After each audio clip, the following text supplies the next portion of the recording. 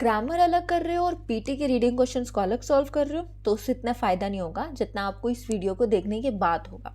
क्यों? क्योंकि इस वीडियो के अंदर मैं आपको ग्रामर के रूल्स तो समझाऊंगी ही, साथ में हम एक्चुअल रीडिंग के क्वेश्चंस को भी सॉल्व करेंगे, पहले अच्छे से एग्जाम्पल समझने के बाद। तो चलिए शुरू करते हैं।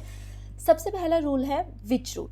अब इस रूल के अंदर क्या होता है कि अगर मेरे पास किसी ब्लैंक से पहले, जो ये ब्लैंक वाले पोर्शन है मैंने उन्हें सभी को येलो हाईलाइट किया हुआ है, ब्लैंक से पहले क्या आ रहा है? विच। तो उस केस में हमें क्या देखना है कि अगर विच से पहले, मतलब अगर ब्लैंक ये है, विच है और विच के बाद ब्लैंक है, तो इसके अंदर के आंसर को फाइंड करने के लिए मुझे पहले देखना है कि विच से पहले कैसा वर्ड है। अगर तो विच से पहले कैसा वर्ड है? सिंगुलर वर्ड है, तो उस केस में जो विच के बाद आएगा वहाँ पर आएगी वर्ब के साथ एस या ई एस। लेकिन वहीं पर अगर कैसा वर्ड है? प्लूरल वर्ड है, तो वहाँ पर सिर्फ क्या आएगी? First form. ना तो आई आएगा, ना ही क्या आएगा? ईडी आएगा। तो अभी से वन बाय वन देखते हैं। फर्स्ट वाले ब्लैंक के अंदर क्या है? विच से पहले कार। कार कैसी है? सिंगुलर, तो क्या आ जाएगा? S E S. तो क्या आ रखा है? रन्स। नेक्स्ट केस में विच से पहले कोर्स, अगेन सिंगुलर, तो क्या आ जाएगा? S E S. विच से पहले ऐप, सिंगुलर, तो विच के बाद क्या आ गया? सेव्स। फिर क्या है हमारे पास? विच से पहले रूल्स। अब रूल्स कैसे हैं? बहुत सारे हैं, तो बहुत सारी चीज़ है, तो विच से पहले क्या आएगा? सिंगुलर वर्ड जो कि हेल्प।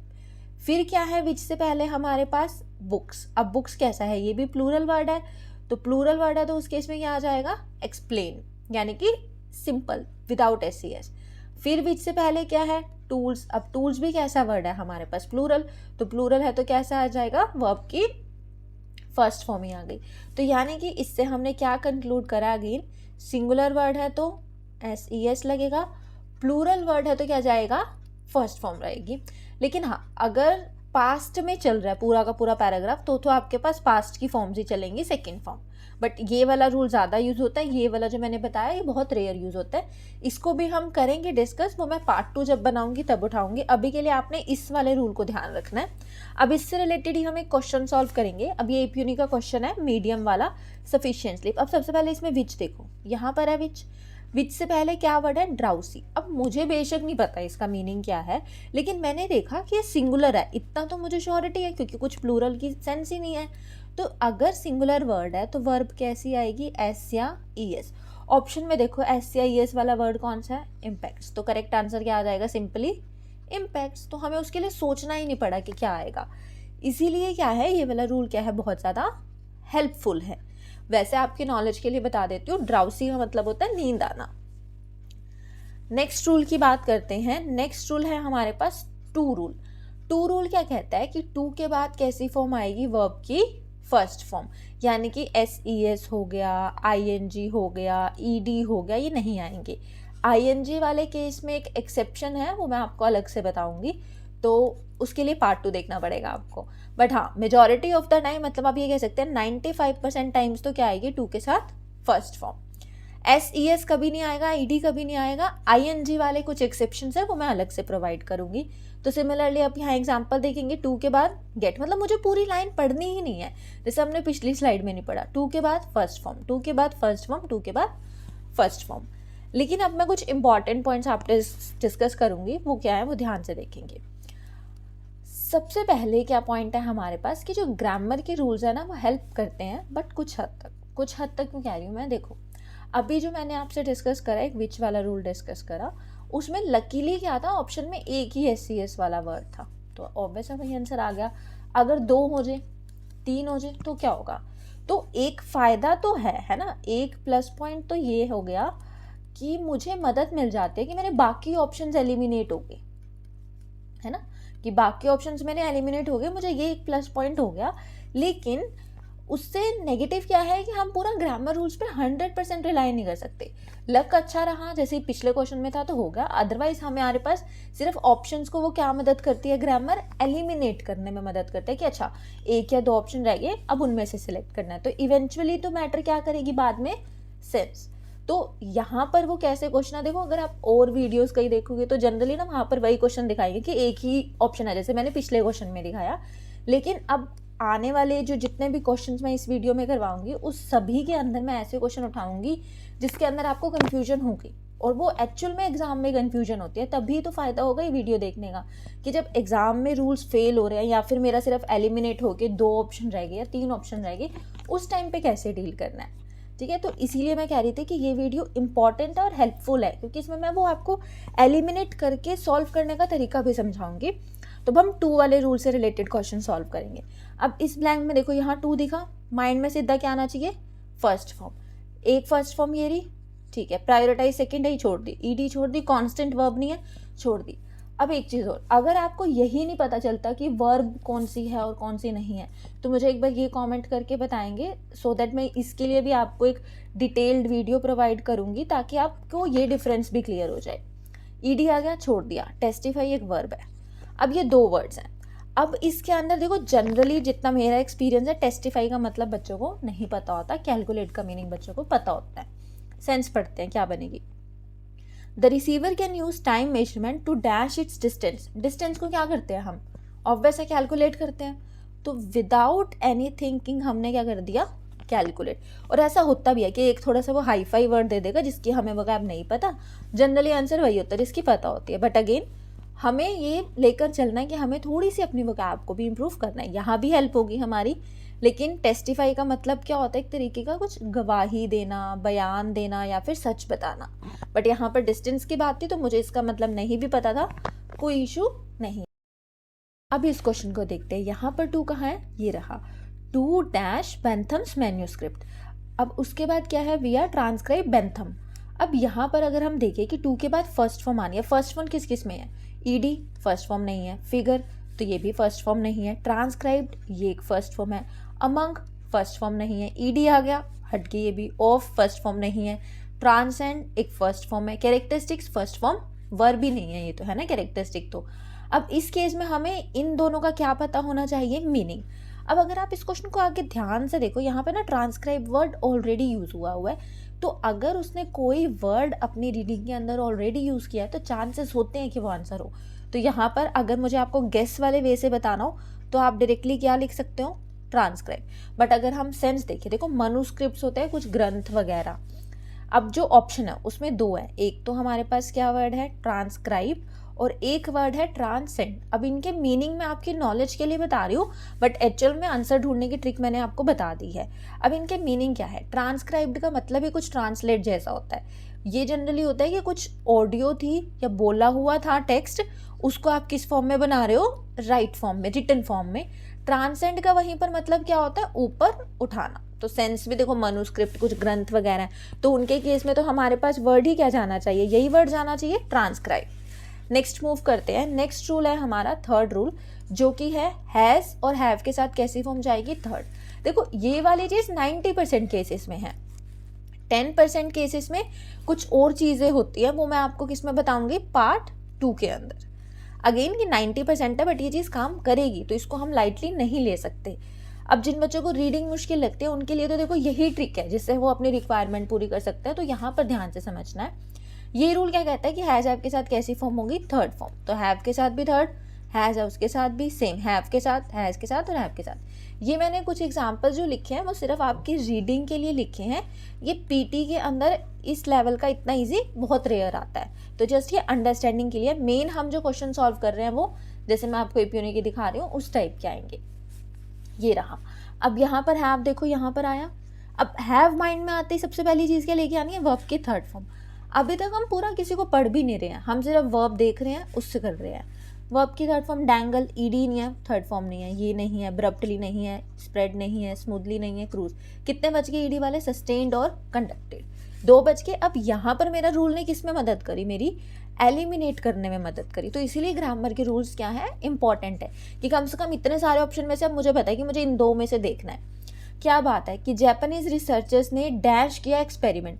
एक्सपेरिमेंट को क्या करते हैं, कंडक्ट या सस्टेन्ड, क्या करते हैं हम, कंडक्ट। ये आपकी कोलोकेशन भी की होगी आपने, कंडक्ट एक्सपेरिमेंट। सस्टेन्ड का मतलब वैसे होता है कि अगर मैं आपके नॉलेज के लिए बताऊं तो लंबे समय तक किसी चीज़ को चलाना, उसको बोलते हैं सस्टेन्ड। लेकिन एक्सपेरिमेंट है तो एक्सपेरिमेंट को हमेशा क्या किया जाता है, कंडक्ट किया जाता है। नेक्स्ट पे मूव करते हैं। नेक्स्ट में हैव कहाँ पर है, ये रहा। रिसर्चर्स, ये सेम चीज़ है, हैव डैश। ईडी देखेंगे, लॉन्च्ड ईडी है, ये नहीं है, ये नहीं, ये नहीं, ये नहीं, ईडी ये रहा, डेमोन्स्ट्रेटेड और प्रिटेंडेड। अब इनके मतलब देखते हैं। प्रिटेंड करने का मतलब क्या होता है कि कोई इंसान क्या कर रहा है, दिखावा कर रहा है, हम उसे कहते हैं कि वो फालतू का प्रिटेंड कर रहा है। डेमोन्स्ट्रेट क्या होता है, किसी चीज को दर्शाना। लॉन्च क्या होता है, स्टार्ट करना, है ना, कि नया आईफोन लॉन्च हुआ है, आप सबका फेवरेट, कि आईफोन लॉन्च हुआ है, तो वो क्या है, कोई नई चीज स्टार्ट हुई है। अब रिसर्चर्स ने डैश किया है, अगर लॉन्च करेगा तो आगे कुछ चीज बताएगा कि क्या लॉन्च की है। डेमोन्स्ट्रेट मतलब क्या हुआ कि रिसर्चर्स ने दर्शाया है, थ्रू होता है के द्वारा, किसके द्वारा दर्शाया, ट्रेनिंग और थेरेपी, या फिर रिसर्चर्स ने दिखावा किया। तो रिसर्चर्स तो क्या करेंगे, अपनी बात को शो ही करेंगे ना, दर्शाएंगे कि हाँ मैंने ये चीज़ बनाई, इसको मैं इसके थ्रू, ट्रेनिंग के थ्रू और थेरेपी के थ्रू क्या कर रहा हूँ, दर्शा रहा हूँ। तो करेक्ट आंसर क्या आएगा इस केस में, डेमोन्स्ट्रेटेड। लॉन्च क्या होता है, किसी चीज़ को स्टार्ट करना, लॉन्च करना। प्रिटेंड दिखावा, तो रिसर्चर्स क्या करते हैं, दर्शाते हैं अपनी रिसर्च से, अपने ट्रेनिंग से।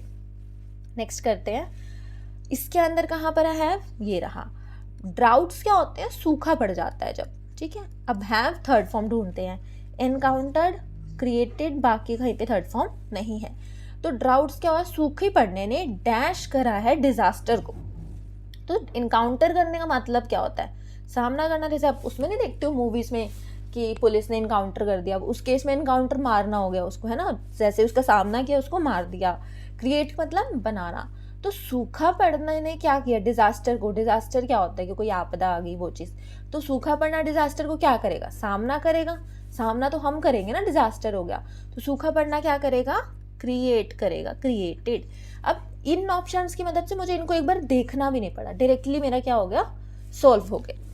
नेक्स्ट देखते हैं। नेक्स्ट हमारा जो रूल है, फोर्थ रूल, ये क्या कहता है कि जो बाय है और बाय से पहले ब्लैंक है, क्या कह रहा है वो, ब्लैंक है उसके बाद बाय लिखा हुआ है, तो उस ब्लैंक में कैसी फॉर्म आएगी, थर्ड फॉर्म। यहाँ पर कुछ एग्जाम्पल्स हैं, आप एक बार वीडियो को पॉज करके इनको पढ़ेंगे, मैं थोड़ा सा स्टिल एक्सप्लेन कर देती हूँ। डेटा कलेक्ट किया गया ऑटोमेटेड सिस्टम के द्वारा, रिपोर्ट्स प्रिपेयर की गई एडवांस सॉफ्टवेयर के द्वारा, ऑडियो जनरेट की गई, रिजल्ट्स को एनालाइज किया गया। बाय था, बाय से पहले हर केस में क्या लगी हुई है हमारी, थर्ड फॉर्म। अब इससे रिलेटेड क्वेश्चन सॉल्व करते हैं। सबसे पहले बाय देखेंगे कहाँ पर है इसके अंदर, ये रहा। बाय के बाद क्या देखनी है, थर्ड फॉर्म। थर्ड फॉर्म नहीं है, ये रही थर्ड फॉर्म, थर्ड फॉर्म ये रही। अब ऑप्शन में क्या है, दो मिल गए, साइंड और जनरेटेड। अब इसको पढ़ते हैं। Audio dash by artificial intelligence, audio sign होगी, ऑडियो जनरेट होगी, ऑडियो क्या होगी, जनरेट। तो करेक्ट आंसर क्या आ जाएगा, ऑडियो जनरेटेड। नेक्स्ट कहाँ पर है बाय, ये रहा हमारे पास। बाय से पहले ईडी ढूंढेंगे, ये नहीं है, स्विच्ड ये नहीं है, ये नहीं, ये नहीं, अंडर एस्टिमेट, असिस्टेड, 3 वर्ड मिले हैं इस बार हमें। अब इसको पढ़ते हैं। स्विच्ड का मतलब पता है, switched on, switched off. Under estimate का मतलब क्या होता है कि उसमें इतनी एबिलिटी थी बट फिर भी हमने क्या करा, उसे कम आंका कि देखा कि वो तो कुछ कर नहीं सकता। असिस्ट का मतलब किसी की हेल्प करना, जैसे असिस्टेंस, उससे याद रखेंगे। अब यहाँ पर इग्नोर्ड यूज हो रहा है और फिर और है, देखो यहाँ से भी थोड़ा हिंट ले सकते हो, सेम से वर्ड आएंगे। इग्नोर करने से मिलता जुलता वर्ड कौन सा है इसमें, स्विच या अंडर एस्टिमेट या असिस्ट, कौन सा है, अंडर एस्टिमेट। कि इग्नोर करना और अंडर एस्टिमेट भी उसे हमने कम मांगा कि हमने पहले उसे ध्यान ही नहीं दिया कि वो कुछ कर सकता है या नहीं कर सकता। तो इस केस में आंसर क्या होगा, अंडर एस्टिमेटेड। नेक्स्ट पे मूव करते हैं। नेक्स्ट भी सेम है, यहाँ पर ये रहा, ठीक है। By dash third form, untreated, interested, उसके बाद कोस्ट, 3 मिले हैं हमें। अनट्रीटेड का मतलब पता है, ट्रीट नहीं किया। इंटरेस्टेड का आपको पता है, इंटरेस्टेड होना। कोस्ट का मतलब क्या होता है, कारण। ऑप्शन क्या है, कलोरा एक क्या है, इन्फेक्शन है, ठीक है।